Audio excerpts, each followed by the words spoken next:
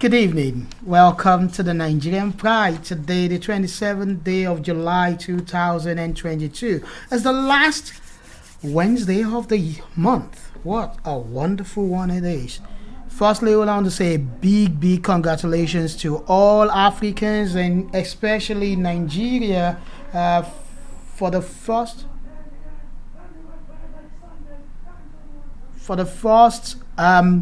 World Athletics Championship. The country will have won for the first time. The country has won that for the first time, and that was won by Toby Amusan, who is now the 100 meters hurdles women champion of the world. Remember, he is the Olympic champion, and she is the Olympic champion, and she is the Commonwealth champion. So she will be, from tomorrow, she will be here also to defend our crown, the Commonwealth crown, in Birmingham as Commonwealth Games goes ahead tomorrow. But other than that, there's been so many things happening. The Conservative Party are in the run to choose the new leader for the party, who will automatically become the Prime Minister of the country. We have Rishi Sunak and we have Liz Truss. Well, whatever happens, we'll wait for the Tory party to give us their leaders. A lot has happened today as well. I don't know if you heard the news that one of the council leaders from the SNP had to resign today from office because of some questioning about sexual misconduct. Well, I'll relate that as you get it from the news. So last week we started our series on why not Scotland? And last week what we focused on mostly on the show was really to examine why Scotland should not be independent. Why should we be considering independence for Scotland when we have all those wonderful things with us already? But today, and I got, just before I go on with that, I got some new, some messages from people who listened last week, and they, some of them talking, in fact, on the Facebook page, someone said, this is not good news. And, and I think I had to reply the person to say that, don't worry. Maybe the good news for yourself will come today. For some people, last week was the good news for them. Some people picked up points that we considered. And today, we're going to look at some other points as well to argue for the independence of Scotland. Where should we start it from? I'll start it from where we stopped last week. So last week, we stopped at the point that the rest of the UK at the moment forms 60+% of the market for Scottish produce.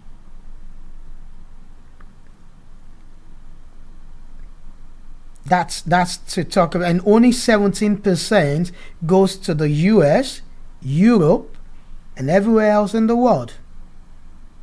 The remaining stays with us. So which means some arguments out there that, joining the EU will bring wonderful things to Scotland, blah, blah, blah. Independence will be great. But with the statistics, with everything happening at the moment, that's not showing us that. What we're seeing mostly is that the rest of the UK still remains the biggest partner for us to survive as an independent country. However, Scotland can be an independent country, a successful one in that manner. I know there are different affinity to this Scottish independence. There are different narratives. People have different sense of argument towards it, especially from the ethnic minority community. When it comes to issues with Home Office, you see people, many people are not for UK, they are for independence. But the first point for me to really make today is that let's start from nationhood. I always tell people they need to differentiate between what a nation is and what a country is. The United Kingdom of Great Britain and Northern Ireland is the country, which is made up of 4 home nations: England, Wales, Scotland, and Northern Ireland. Those are the nations.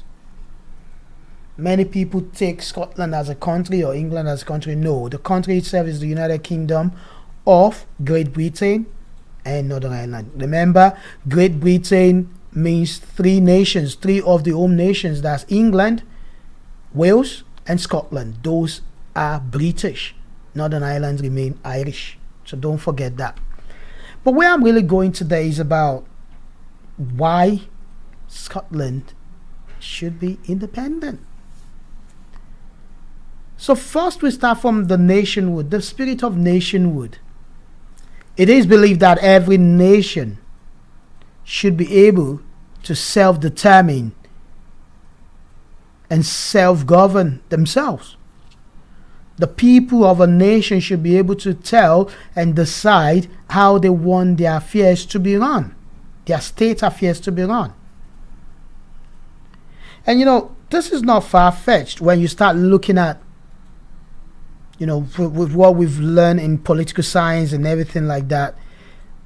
The question is always about, okay, you say democracy. We've had that, so many times you hear this Scottish National Party and the Scottish Green Party, and recently the Labour Party always talking about democracy, to give respect to democracy. And yeah, sure, democracy is important. But so far, we know the Tory party has not given any indication of allowing any second referendum to go. Reason why the Scottish government has now put the case to the Supreme Court to look at. And the Supreme Court, as of last week, have told us, yes, we are going to start proceeding, hearing on this. And also, we've had the announcement of the Scottish National Party intervening to be part of that case, which is a good news for some independence promoters and for that party as well. Now, you have people who have been talking about, this nationalistic argument that a nation ought to govern itself regardless of other considerations. Regardless of other consideration. I mean, was it Professor James Michel at the University of Edinburgh?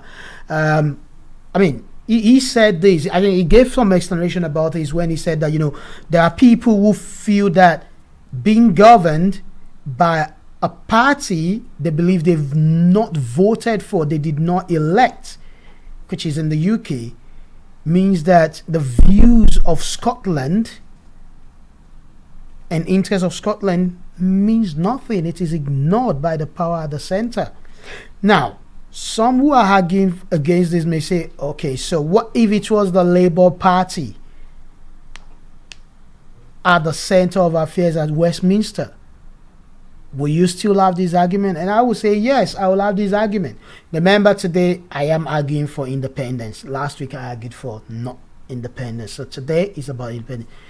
Yes, I'll argue for it because until the Labour Party or any other countrywide party is able to lead the governance, the devolution office in Scotland, that's when you can say, well, even if it's the Labour Party or Labour Democrat or Tories, Scottish interests are not protected and their views are ignored.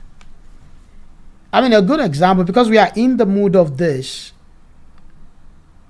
you see some sort of things being done in England, but not yet.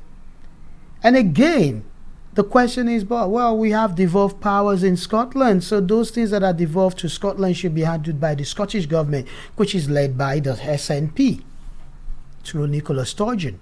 So they should be the one to go through that. But the thing is that view of the fact that the party, because there's no way a Scottish National Party will lead a government at Westminster. No chance of it, except they go into a coalition government, but the SNP can never produce a prime minister of the country. No chance. It's not going to happen. And when you look at what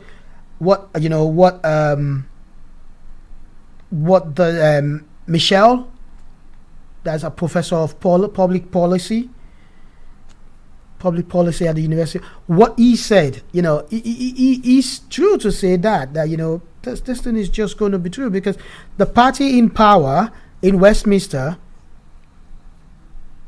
has little or no support from Scotland.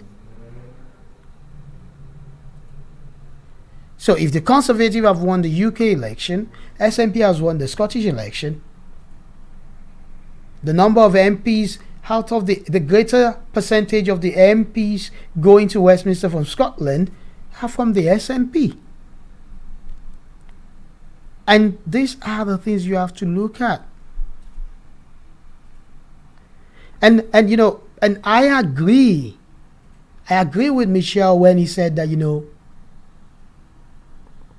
it's no surprise that the clamor for Scottish independence has grown to the highest level at the time when the Conservative Party is leading the country, United Kingdom. Unfortunately, we've not had a time when the Labour Party are in power and independence is on the rise. The clamor for independence, was on the rise here in Scotland. We've not had that before. And why? Is because at that time when Labour was in government in Westminster, Labour was leading, Scottish Labour was leading here in Scotland. In fact, just to remind people, the city of Glasgow was run by a Labour government until 2017. Before the SNP took over, and they've just started they've just started counting the second 5 years now after the election back in May, which is almost going to 3 months in another few days or a week.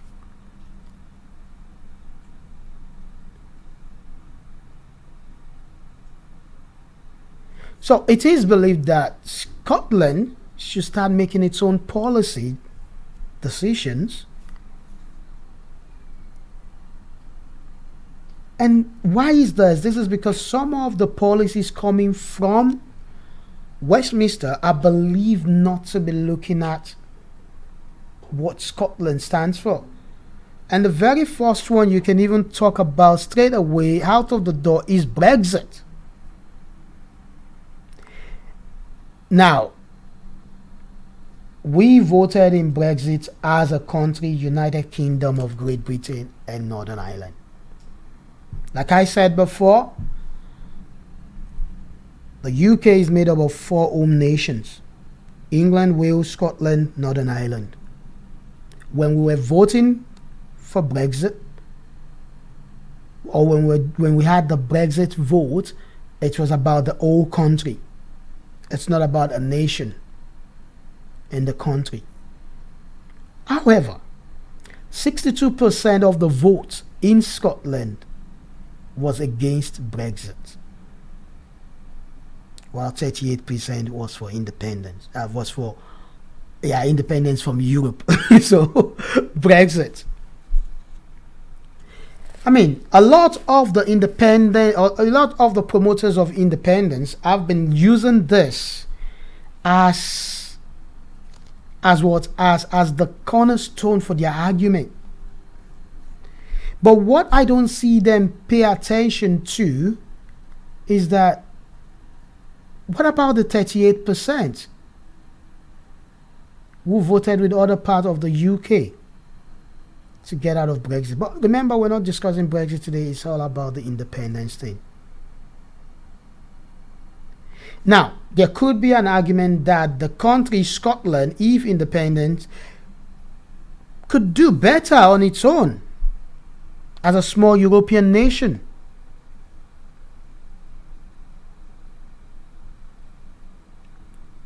Yeah, we know we have some natural resources here like oil. Promoters of independence want to see Scotland being in charge of its own spending, its own natural resources and everything. Having power to make its own decisions about social policies like immigration. Like I mentioned earlier, when it comes to immigration, you see a twist.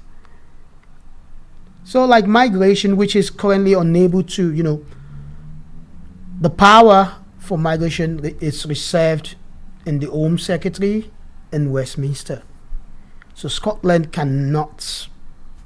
Until the Ukraine war, well, Scotland did not do anything. Only they did is to be the sponsor of, Ukrainians to come here and settle, at least for another 3 years, to see, hopefully, peace returns to the land. Someone is asking me, but they didn't do that for other nations who have been. Oh, but don't worry about that. That will be another topic for another time. Now, many also believe that if Scotland gets independence, that would take away most of these right-wing policies. And there will be more of left-wing agenda.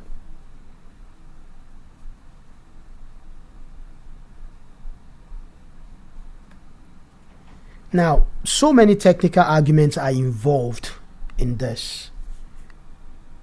You've had people talk about how what will happen to their pension, what currency will we have? So a lot of this is happening. Now, let's get into arguing for Scotland.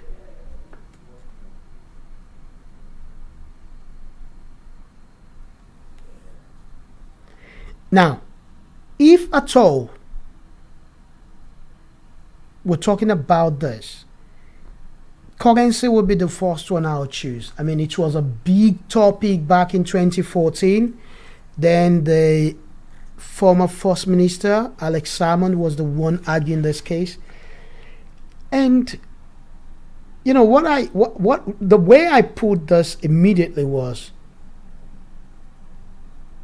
Nigeria used to be a colony for the United Kingdom, or maybe Great Britain, they say.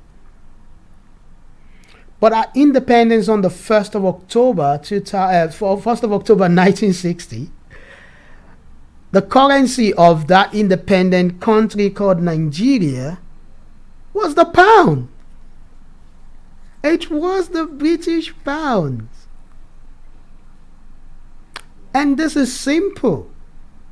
If Scotland gets independence tomorrow, if Scotland decides that, if the Scottish people decide that, we'll still want to keep the Queen as the head of state, and we'll have a Prime Minister here, whom we vote for ourselves, as the head of government, we still have the right to use Her Majesty promissory note called the pound. And we can continue with that for as long as we want, settling with our economy well, and move on. What baffles me is that I don't know why many of our leading politicians, especially on the independence part, they never talk about this. They don't say, well, most of them may think, we are not colonized, it's not a colony, blah, blah. But, excuse me, whichever way you define it today, it's still a form of imperialism. It is still a form of imperialism. But what I'm saying is this. If I'm asked that question, you're supporting independence of Scotland, what currency will we be using? I would proudly say we will be using the pound. The Great Britain pound. And then, what do you mean? But you've left the UK. Yes, we've left the UK, but we're still Great Britain, because Great Britain as those three nations, England, Wales, and Scotland. The Queen still remains the head of state if we like. Hence, we can still use the pounds. I don't care. Don't give me all those economic jargons we bring on. It doesn't even come to this because, and this is what this is why I love listening to political scientists when we are having this debate. Let the economics come and talk when it's time to actually talk about the economy. But about the currency we want to use, is the Great Britain pounds that will continue to be here until we reach a point at which you think, okay, we want to be a republic. And that's even another argument because you remember, if you look at the Green Party, they want a republic straight. They just don't even want to keep the coin. So, hear me. Pension, no pension. As long as as long as we have the pounds here when we get independence, we are fine. Nobody can stop us from using the pounds. Don't let anybody deceive you. As long as the Queen, as long as we still see the Queen as our head of state, nobody, no prime minister of whatever remains of the UK can stop us from using the pound.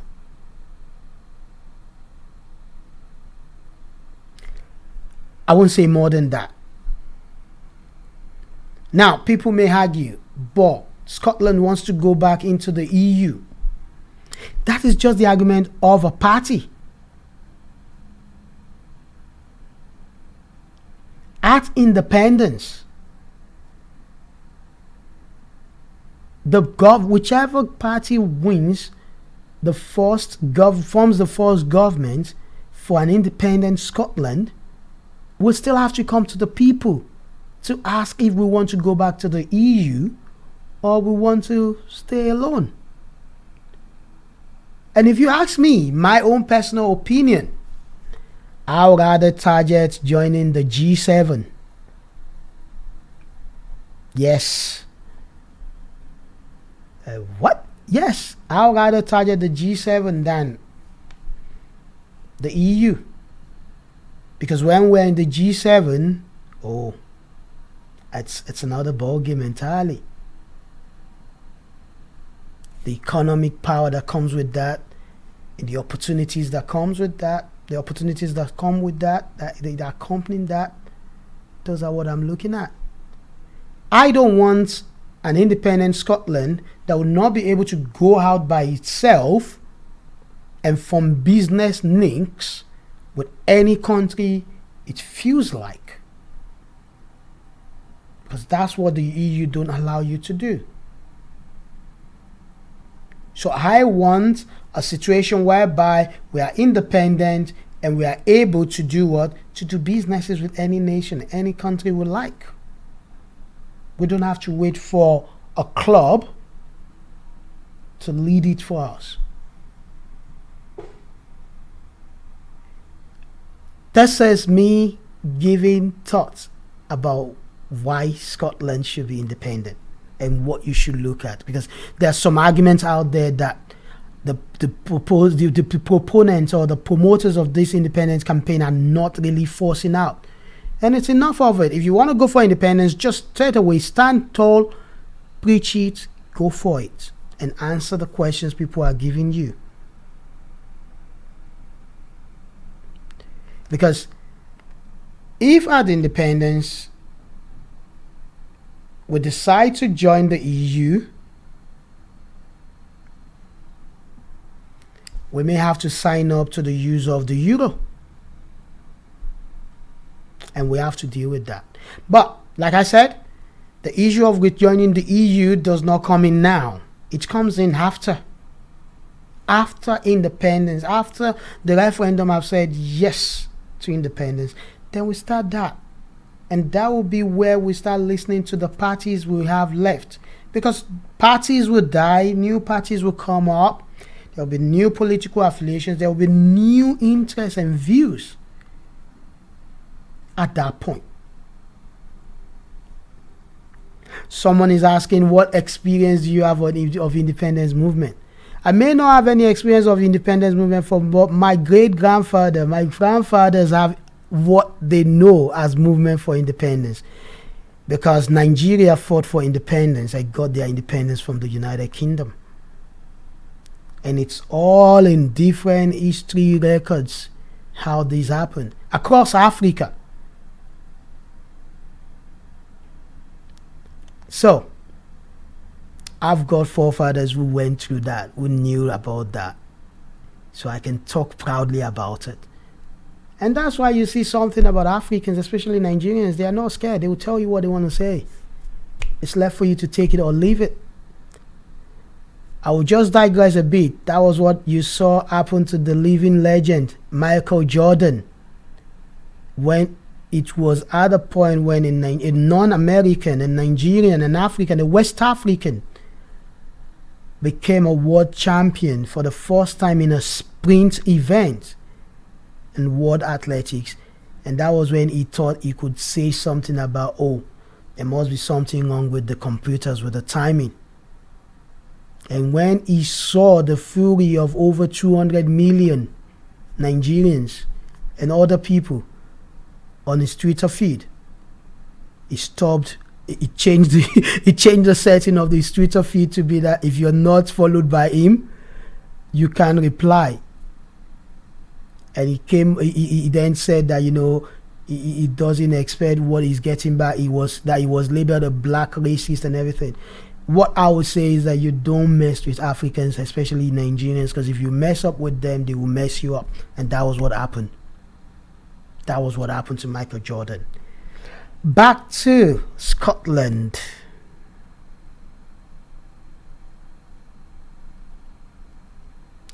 Some have talked about the cost of putting up a border as a big thing.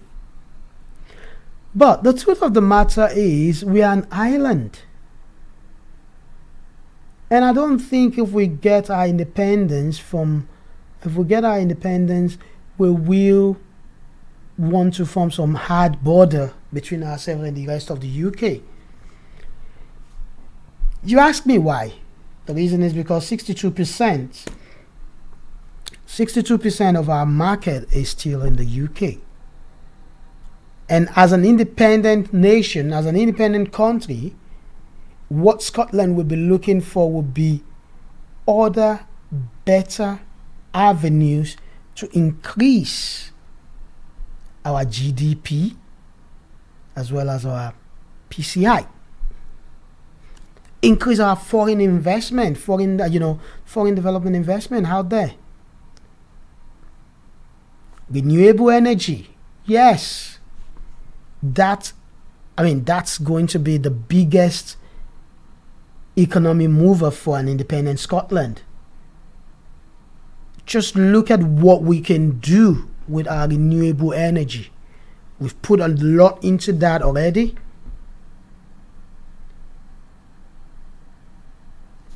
And it's a lot of things we can still do.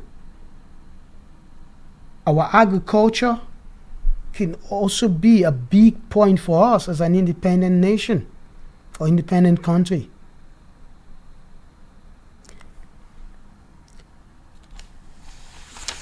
So, people talk about oil and gas. Oh, there are oil and gas is this or that. But at the minute, whether we like it or not, the cost of oil and gas is up again. Just imagine an independent Scotland, which has already done a lot of work in renewable energy, and with the oil and gas, look at what's in stock for us. Yes, at the beginning it will be tough, whether we like it or not. It's always like that, even when you start a business. So, we need to work it together to move on.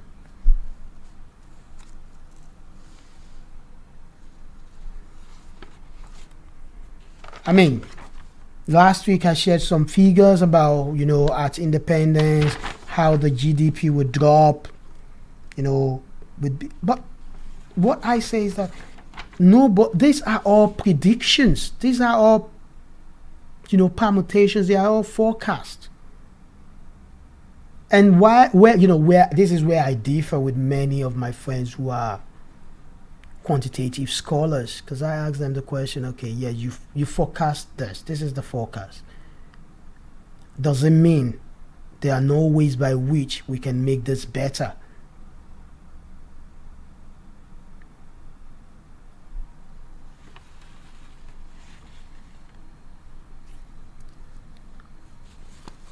Independence will be great for us. Someone will ask me, oh, but all the banks will move. No, don't see. All the banks cannot move.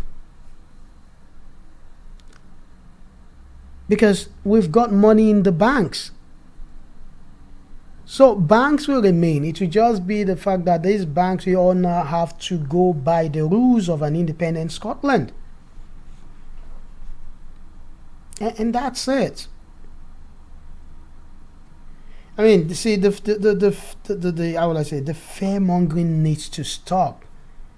And it's important for those who are leading the Yes campaign, the Yes Scotland campaign, whether political parties, organizations, individuals, it's time to come out of your shell. Tell people the truth we have to face. Let's cut the chase. It's like a child who's lived with his or her parents since he or she was born. And when it was time for independence, in my own case, it was when I went into university, that was my independence. Those were the times I started making decisions of my own, and I was responsible for my decisions. So, why not? Yeah, you may say, oh, Lud, stop talking like that. We're talking about the country. Yes, we are talking about the country, and it is your responsibility and my responsibility to make sure that that country we want to be independent, or that nation we want independence for, to be great. We have to be committed to it.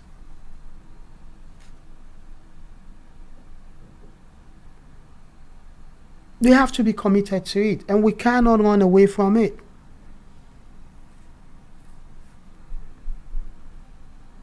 Today, the farmers are saying they don't have people to work on the farms. There are people to work on the farms.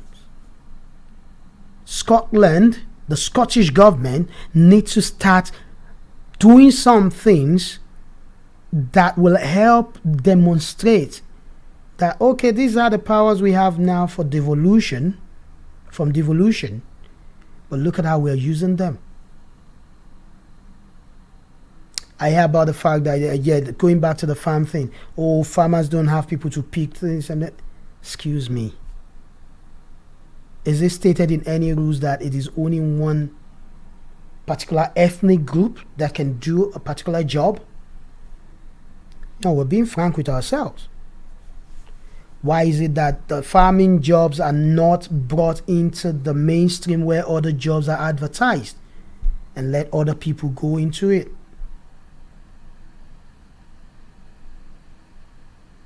For the first time, I'm just saying it, this is my experience. For the first time since I've been going on holiday, this year's holiday will be the first time I will meet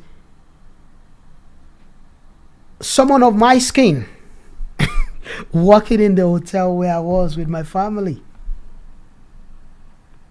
Not because of anything, but I just want to see the diversity. I want to see that diversity we have, the diversity of ethnicity. The diverse ethnic culture characteristic we have in Scotland. I just want to see it everywhere I go. Because that is one of the things that will show us Scotland is indeed ready for independence. It's not just lip service. It's not just on paper. We need to see it. Now when I walk into my council chambers to talk to a staff, and I can't even see anybody who looks like me. Is it that we don't have people in the ethnic minority community, especially the African and the Caribbean communities, who can do those jobs in the council, who are qualified.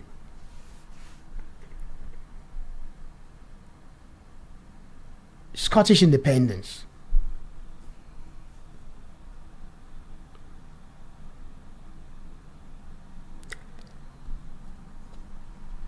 The promoters of independence need to understand that these are part of the fears in the people.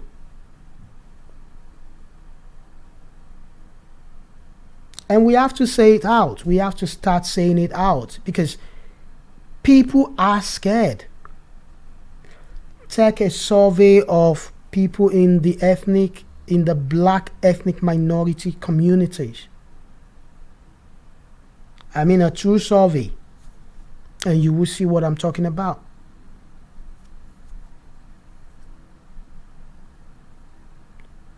It's so unfortunate that today you still go out on the street, and when you have good conversation with people you think should understand things, when you tell them where you're from, some of them automatically think, oh, he's a refugee or he's an asylum seeker. And this I'm putting before the government. Why? If we are saying we want to be an independent country, it's high time the government start educating people about immigration. What are the current immigration rules in the UK? Let the local people understand it so that when they see international students, they will be happy. Because these people are bringing economy to our cities. They are helping the local businesses, which are actually the key drivers of our economy.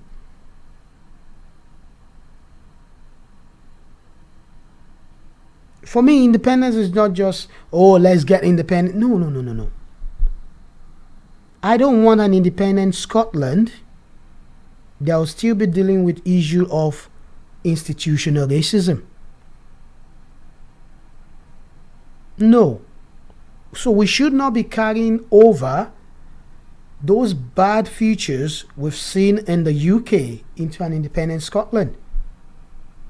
And these are part of the areas where the leaders of the independent supporting parties need to start focusing their messages.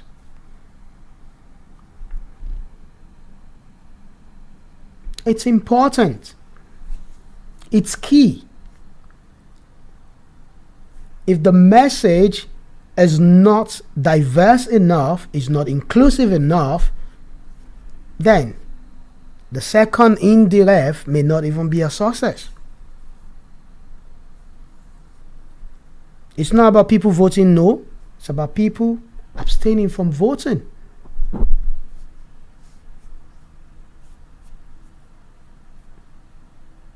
And this is why we have to did I say we have to? This is why those who are for independence need to make sure that their messages is demonstrating equality, is demonstrating diversity, is demonstrating inclusion. Yes. And many a time when we are having this discussion about, racism, people quickly, in some quarters, people quickly bring the issue of gender equality, sexual sexual orientation on top of it. And what I say to people is that stop doing that. Because I know those who are same sex in my community who still suffer from racism, who still suffer from racial discrimination. It's not a topic I always like talking about because I believe there are ways we can make people know that, it's not worth doing what you're doing. But the promoters of independence really need to pay attention to this because it is the fear. there's something really fed by a whole lot of people in the African and the Caribbean community when it comes to discussion of independence. I keep questioning it, I keep saying it.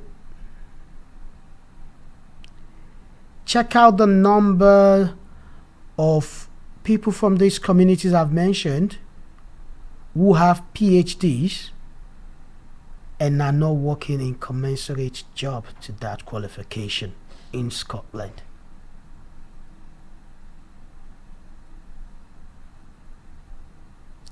Check out the number of people from these ethnic minority communities that I've mentioned, the African and the Caribbean communities, who have worked in an organization, the same position, the same set of duties, responsibility, for over 5 years. And they've seen people, other people who are from different ethnic minorities, different ethnic groups, coming into the same position and progressing. People who are not even as qualified as them. Independent Scotland. The Scottish government and the Green Party, the Albert Party, you all need to do a lot about this. The Yes Scotland movement. A lot of convincing must be done in passing out the message. If indeed you want, if ever an INDIFREF 2 happens and you want victory, you need to pay attention to this. And I'll tell you why.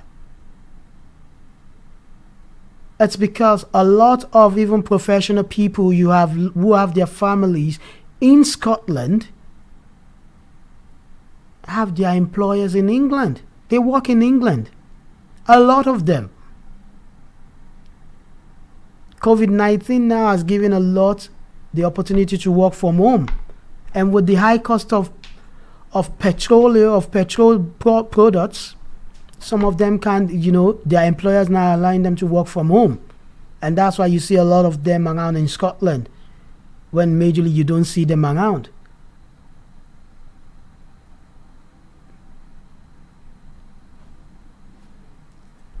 Are you telling me these people are not qualified for positions available here? Yeah, some organizations may say, yeah, we employ them. It's not about just employing them. Do they have the same opportunities? Do they have the same access to the same career development opportunities as others get?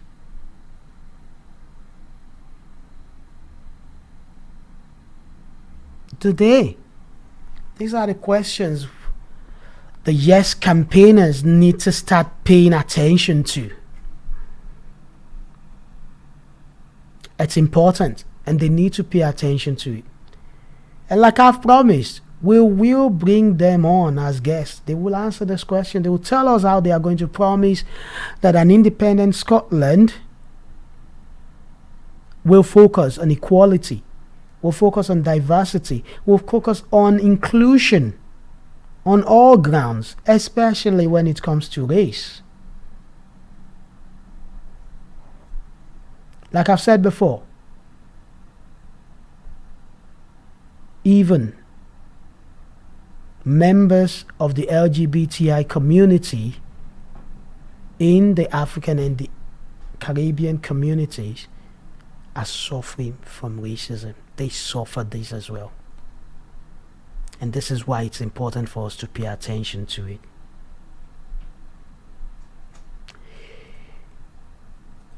I hope I've been able to give you some good news for those who have proponents of Scottish independence.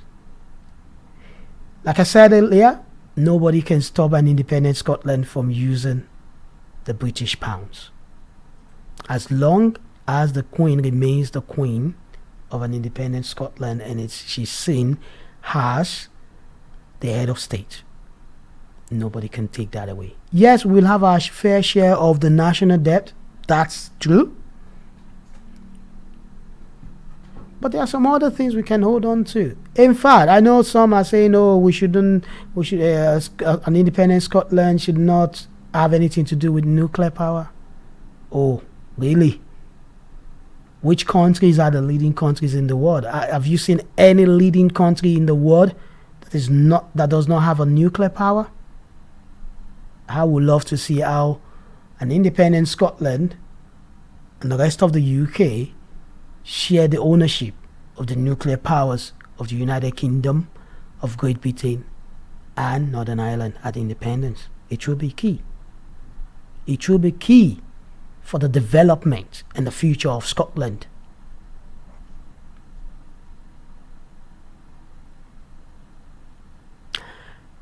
I want to use this opportunity to wish both parts the best wishes in this campaign that has started, even though we don't know if there will be a second referendum yet. But we'll look forward to see what happens.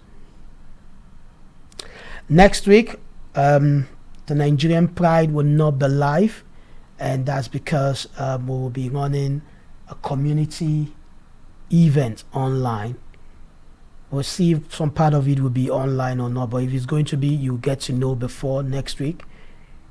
But we're looking to see people from the African community, people from the Caribbean community coming together to give their voice to support a report which is going to the Scottish government, which is going to help the Scottish government understand us, understand our views, and work with us in improving institutions in this nation. It should be on the 3rd.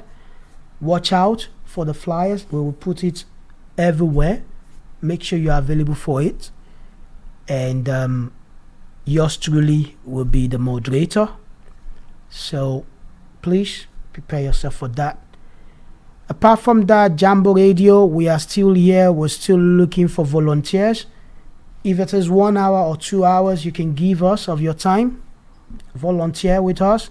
It will be a great opportunity for you to even learn skills. You want to be a presenter, you want to know how to produce shows on radio, you want to know different things we do.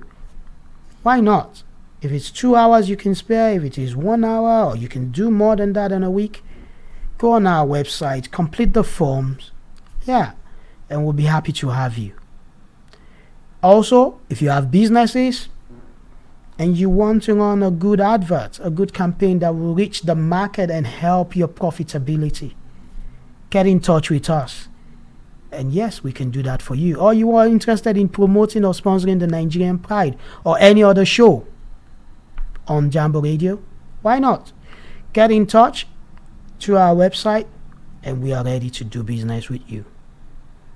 On that note, I want to say a big thank you to my producer today, Zena. Thank you so much for your help. And for the other guys, Selena, I know Selena is away. But have a good evening. Take care of yourself. And please, COVID-19 is still very much here with us. Take care. Good evening.